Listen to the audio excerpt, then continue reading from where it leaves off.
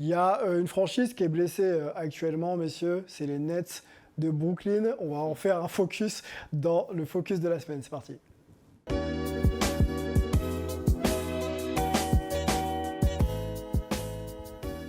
Bon, on va pas se le cacher, on s'attendait à une série équilibrée face aux Boston Celtics. Les Nets de Brooklyn sont éliminés et sans avoir gagné un match, donc 0-4. On peut revoir d'ailleurs le récap de ces matchs. Donc une défaite, courte défaite, hein, 115-114 pour le Game 1. Le Game 2, c'est 114-107. Le Game 3, c'est 103-109. Et le Game 4, c'est 112-116. Donc les scores sont assez similaires finalement. Il n'y a pas de grosses claques. Ouais. Mais ça fait quand même, à la sortie, les Nets de Brooklyn éliminés.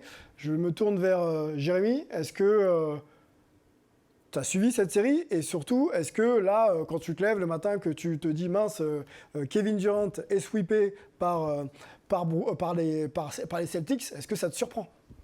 Oui, parce que moi j'avais annoncé que pour moi les Nets ça allait être très compliqué en playoff cette année parce que c'était vraiment trop Kevin Durant et Kyrie Irving dépendance. Donc et derrière ça manquait un peu de talent, sachant que même par exemple un Seth Curry, je trouve que quand il y a les deux avec Kyrie et Kevin, il a un peu plus de mal à se montrer. Donc je trouvais que c'était un peu léger pour dire qu'ils allaient aller loin, mais je ne voyais pas un 4-0. Par contre, je pensais qu'à un moment donné, au talent, Kyrie ou Kevin allaient faire un truc incroyable, 50 et l'autre 35, et puis ils allaient en prendre un, quoi. Donc 4-0, c'est dur.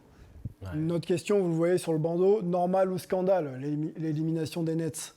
Angelo, normal ou scandale? Élimination, alors le sweep, c'est scandale quelque part parce que, comme il l'a dit, rien qu'au talent, et on voit la proximité. Hein, les scores, ça se joue à rien. Le match 1, ils le gagnent au buzzer, hein, les Celtics, et Kyrie avait mis le gros panier. Donc ça aurait peut-être même lancé une dynamique totalement différente parce que ça peut atteindre psychologiquement une équipe. On a vu que les Celtics prennent un peu l'ascendant sur les Nets avec cette victoire au buzzer. Et de l'autre côté, c'est normal parce que pour moi, il y a un manque de travail collectif. Kyrie a manqué la moitié des matchs. De vécu collectif. De vécu collectif, de travail. Ils n'ont jamais été dans une configuration optimale. Il y a le départ de James Harden qui a aussi chamboulé moralement l'équipe.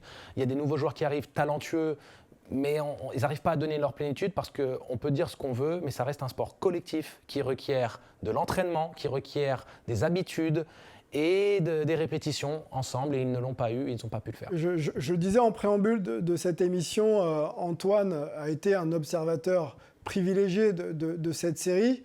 Qu'est-ce qu'on en dit aux États-Unis de cette débâcle et de cette défaite des Nets?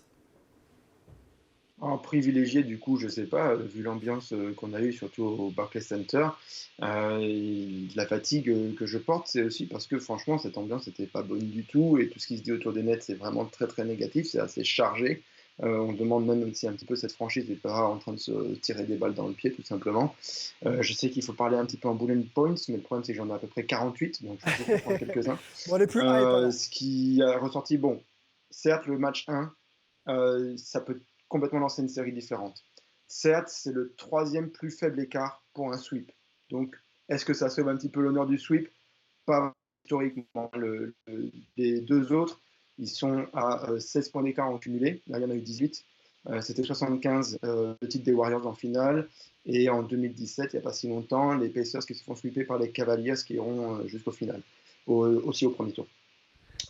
Ceci dit, encore une fois, je vais juste rester sur ce qu'a dit Angelo. Le manque de cohésion, c'est ce qui est ressorti de partout.